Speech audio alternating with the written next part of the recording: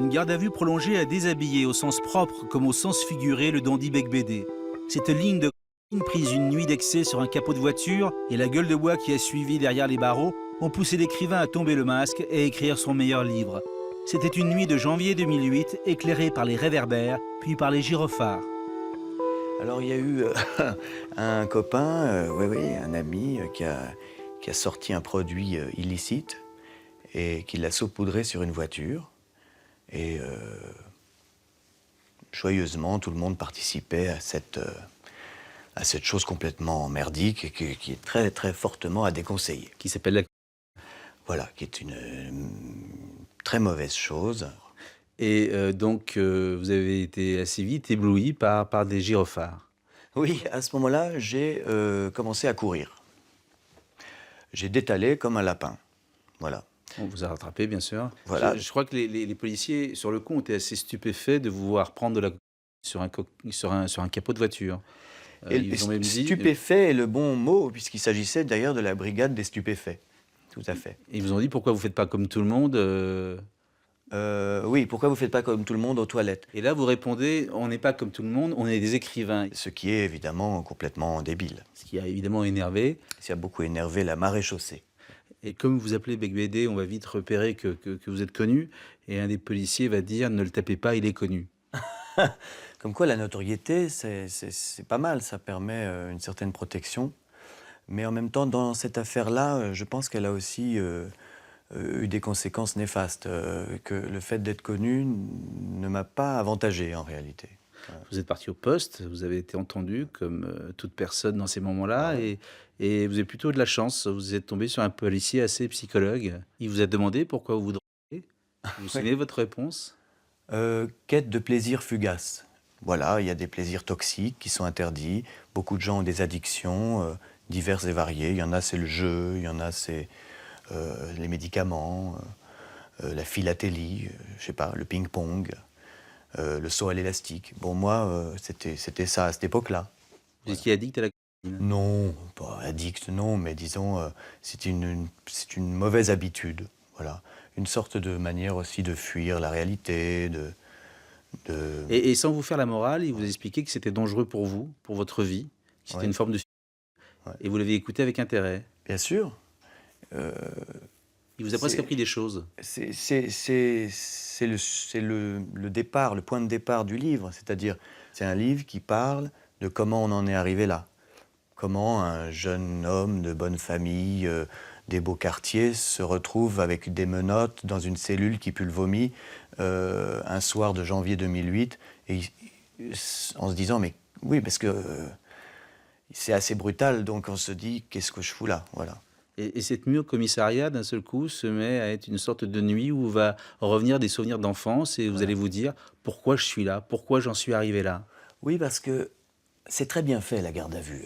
Il y a 500 000 personnes qui sont en garde à vue chaque année en France. C'est un Français sur 100. C'est quelque chose de colossal. Dès le départ, parce que quand vous arrivez dans un commissariat avec des menottes, qu'on vous déshabille, qu'on vous fouille, c'est bien fichu parce qu'on vous met dans une situation très difficile, très douloureuse, de claustrophobie, sans montre. Donc vous avez l'impression que ça dure très longtemps. Sans stylo et sans lecture. Donc vous êtes condamné à penser. Ce qui est derrière l'histoire de ce produit, c'est un malaise personnel, un gouffre intime que j'essaie d'explorer. C'est le divorce de mes parents, c'est mon enfance, c'est mon grand frère. Qu'est-ce que c'est d'avoir un frère aîné? Qu'est-ce que c'est d'être l'enfant de deux personnes qui ne s'aiment plus? Et le livre cherche à comprendre qui je suis. Est-ce que vous diriez aujourd'hui que finalement cette aventure, cette mésaventure vous a apporté beaucoup de choses? Malheureusement, oui. Je dirais, je pense que c'est ça qui est ridicule, c'est ça que je trouve humiliant pour moi. C'est qu'en fait, j'avais besoin qu'on m'enferme et qu'on me traite comme ça pour sortir de moi peut-être quelqu'un qui était prisonnier, qui était caché ou qui était secret. Il faut dire, il y a beaucoup de... Dans votre œuvre, dans vos romans, vous en Oui. parlez beaucoup. Oui, parce que pour moi, c'est un symptôme de mon époque. C'est une drogue qui est là pour exciter les gens, leur donner l'impression qu'ils sont importants et brillants, alors qu'en fait, ça les rend complètement malades et paranoïaques. C'est aussi une qui fait perdre la mémoire. Et qu'est-ce qu'elle dit donc la de l'époque?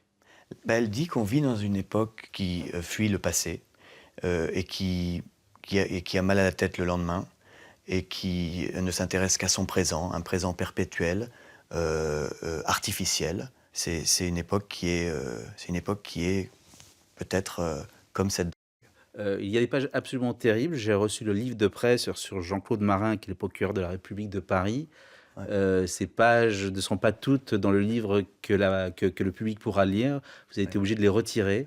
Oui. Et pourtant, vous écrivez, cette page est la plus dangereuse que j'ai jamais écrite de ma vie. Oui, donc en l'écrivant, je m'en doutais qu'on allait peut-être me dire de me calmer. C'était une petite vengeance, puisque moi-même, j'ai été l'objet des armes de la justice française. Moi, mes armes à moi, c'est un stylo, un bout de papier, et de faire des blagues sur le procureur. Bon, c'est pas possible. Vous êtes Donc, auto-censuré ou c'est votre maison d'édition qui vous a censuré? Oui, ensemble, on a discuté et je préfère que ce livre existe, qu'il soit en librairie, plutôt qu'il soit saisi et interdit, tout simplement. Ce livre, c'est aussi le portrait croisé de deux frères qui ont reçu la même éducation, mais que tout oppose. Il y en a un qui a la Légion d'honneur lorsque l'autre est dans le commissariat. Il y en a un qui fait tout pour réussir et l'autre qui, quelquefois, fait tout pour se détruire. Oui, je pense que Freud s'est trompé. Il croit que l'important, c'est les parents, la mère, le père. Et dans mon cas, je me demande si je n'ai pas construit toute mon existence en opposition à mon frère aîné. Et lui, c'est un grand homme d'affaires français. Ouais. Et vous dites à un moment dans le livre, un drôle d'aveu, en fait, le petit bourgeois, c'est moi. Et j'ai toujours cru que c'était lui, mais en fait, c'est moi. Ça veut dire quoi? Oui, parce que c'est vrai, j'ai tendance à penser qu'aujourd'hui, par exemple, quelqu'un qui est marié depuis 15 ans, avec 3 enfants, et qui est toujours avec la même femme, c'est peut-être lui le vrai rebelle. Dans une époque où le conformisme, c'est finalement d'avoir une vie très dissolue, très dissipée. Le vrai rebelle, c'est peut-être mon frère aîné. Par votre milieu social, par votre façon people dans l'actualité, on vous a très souvent résumé à une sorte de mondain qui s'éclate dans les soirées. Il y a des mots, pardon, dans votre question, il y a des mots qui me déplaisent énormément, c'est people, mondain, parce que je pense que c'est très réducteur par rapport à l'immense ambition de fêtard que j'ai. Le mot de noceur me va mieux, je pense, ou noctambule. Dire que quelqu'un, parce qu'il est dans des soirées, va bien, je crois que c'est méconnaître la nuit. La nuit rassemble surtout des gens qui vont mal. Voilà. Les noceurs, comme vous dites, les fêtards ont souvent mauvaise presse, ou la mauvaise presse. Expliquez-nous ce qu'on vient chercher dans la nuit. Pourquoi certaines personnes ont besoin de s'y perdre? Moi, je pense que c'est pas s'y perdre, c'est s'y retrouver, c'est s'y rencontrer. Et puis, c'est une infirmité, en fait. C'est pas, je suis pas fier de ça, mais il se trouve que je suis couchophobe. Je n'aime pas aller me coucher. Et ça prouve peut-être que je suis encore un enfant. Vous savez que les enfants, chaque fois, c'est la croix et la bannière pour qu'ils acceptent d'éteindre la lumière et de s'endormir. Eh bien, il y en a, et ça, c'est toute leur vie. Dernière question, vous avez fait quoi hier soir? Oh là, j'ai fait trop de mélange. Donc ça continue. J'ai un peu la gueule de bois, je vous le confesse. Pardon.